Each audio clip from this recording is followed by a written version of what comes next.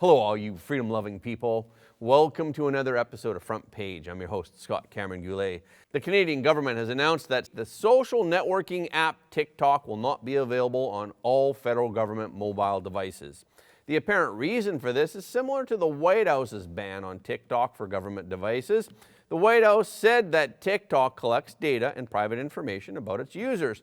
But there are rumors among Canadian citizens that the real reason is the fear of Chinese communist interference in Canadian elections through TikTok. According to the Canadian Security Intelligence Service, or CSIS, the CCP has been interfering in Canadian elections for years, and the situation has gotten worse over the years. Okay, let's get into it. 3 weeks before the 2019 federal election in Canada, national security officials warned in an emergency classified briefing to senior aides in Prime Minister Justin Trudeau's office that Han Dong, a Liberal Party candidate, was backed by the Chinese Communist Party. Han Dong is a former member of Parliament in Ontario. He was elected to Parliament in the 2019 election. The Canadian Security Intelligence Service, or CSIS, began tracking him in June of that year. Sources have said that Beijing endorsed at least 11 Greater Toronto Area candidates in the 2019 general election. 3 sources with knowledge of the investigation said that Han Dong was suspected by CSIS to be chosen to be the successor to the previous CCP-backed Liberal candidate, Cheng Tan, in Toronto's Don Valley North riding in 2019. CSIS had information that Beijing preferred Han Dong over Tan, who frequently called Communist Party officials in Ontario and who was considered a close friend of the Chinese consulate in Toronto. CSIS relied on evidence from surveillance and wiretaps, as well as human resources. They also had reports that said that the Chinese consulate was not satisfied with Tan's performance anymore. As a result, in June of 2019, Tan, who had already been nominated by the Liberal Party, suddenly announced that he would not seek re-election in the federal election that fall. Some unusual behavior was observed by CSIS during the nomination process in September of 2019. One of the unusual behaviors was that Chinese students were bused to the constituency and they voted for Han Dong using addresses in the constituency, but they were not the real addresses of those students. Han Dong won another term in the 2021 election. In another case, Michael Chan was the target of a CSIS investigation for more than a decade. Michael Chan is a former cabinet minister in the Ontario government. He was a key Liberal fundraiser. As an aside, it must be said that Canadian intelligence agencies are really slow to move. Therefore, even after more than a decade of investigation, they failed to act, so much so that Michael Chan's political influence remained unaffected. In 2019, Michael Chan orchestrated and caused the ousting of Cheng Tan by convincing Trudeau's aides to switch their support to Han Dong. In 2019, CSIS gave warnings to the Prime Minister's office about Michael Chan, but CSIS did not provide any details of their ongoing investigation. Their warning instead just outlined CSIS's concerns. In April of 2018, Michael Chan announced that he would not run for re-election to the Ontario provincial legislature. Perhaps he had heard something, so he chose to exit politics unscathed. Michael Chan is the current Vice Mayor of Markham City, which is just outside of Toronto. He has tremendous political influence. A Liberal politician in the Greater Toronto Area, speaking of Chan's ability to recommend local candidates and party staff to Trudeau's office, said that Chan was involved in central decision-making and that the Liberal Party consulted with him and his team. This Liberal politician also described Michael Chan and his group as kingmakers within the Liberal Party. They stand behind the scenes and they move their pawns. As long as they can raise the money, the Liberal Party is in their hands. Those with knowledge of the CSIS investigation say that Michael Chan secretly provided political information to the Toronto Chinese consulate, and he promised to attack critics of the Chinese Communist Party. Even if the allegations that Michael Chan and Han Dong worked for the Chinese Communist Party proved to be true, some national security experts say that Canada lacks the proper foreign intervention laws to criminalize these acts. And there are problems with Canada's competitive nomination system. A CSIS report in October of 2022 in the section on nomination process cites a case outlining systemic problems in contested nominations.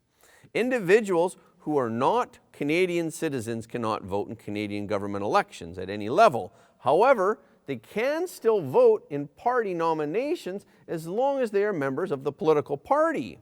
And for areas where a particular party is overwhelmingly dominant, winning that party's nomination is equivalent to winning the subsequent election.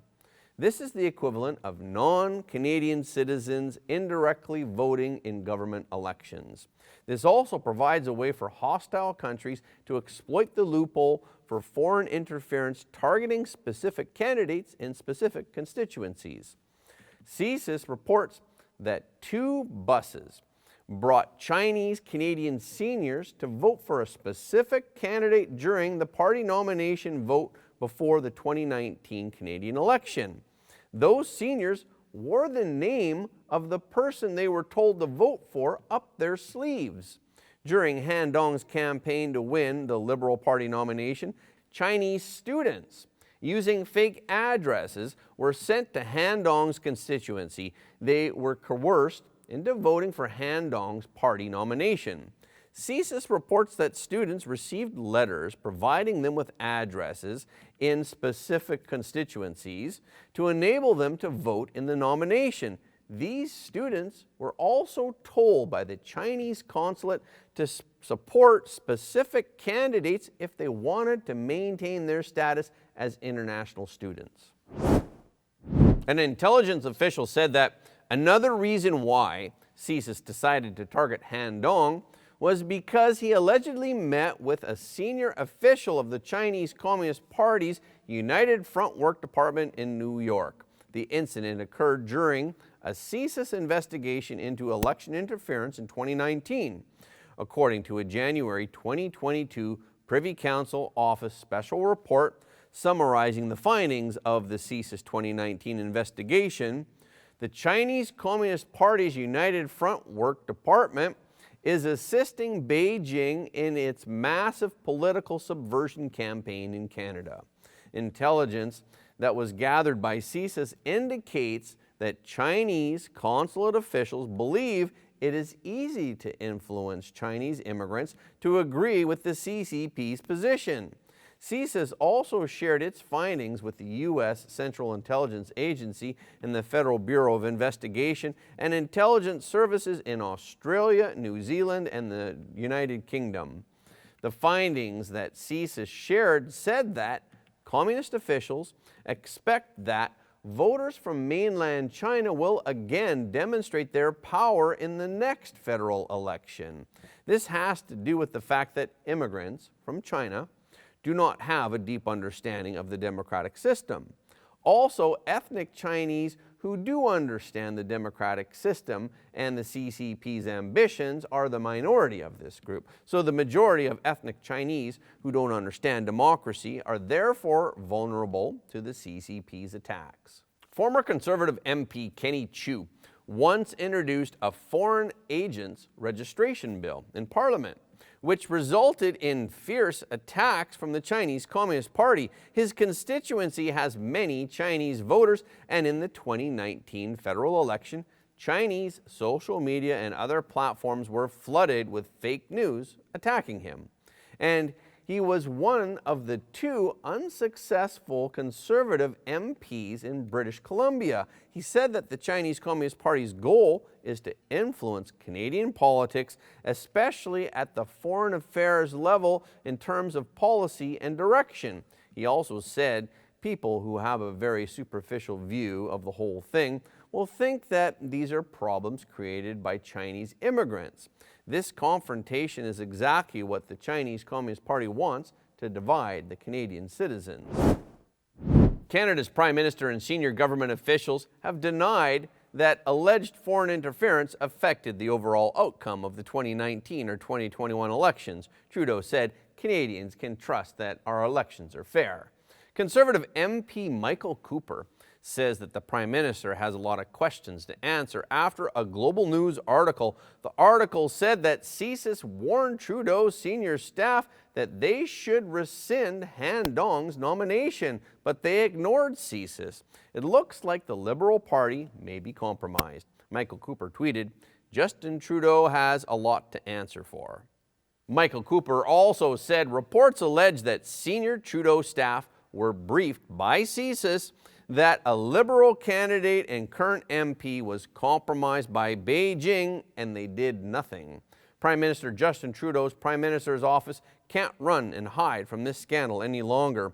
As more and more news reports come out citing intelligence sources, the parliamentary process and the House have voted to expand their ongoing study of Beijing's interference in Canadian elections. A February 17th story in the Globe and Mail reported that the former Chinese Communist Party Consul General in Vancouver boasted that he helped ensure that two Conservative candidates who did not support Beijing lost the 2021 election. Kenny Chiu said that he sees no excuse for the government not to take action to address the Chinese communist threat.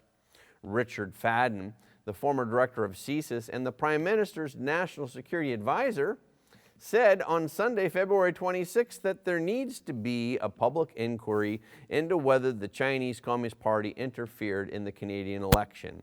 He said that given the overall environment in Canada, it would not work unless there was a public inquiry.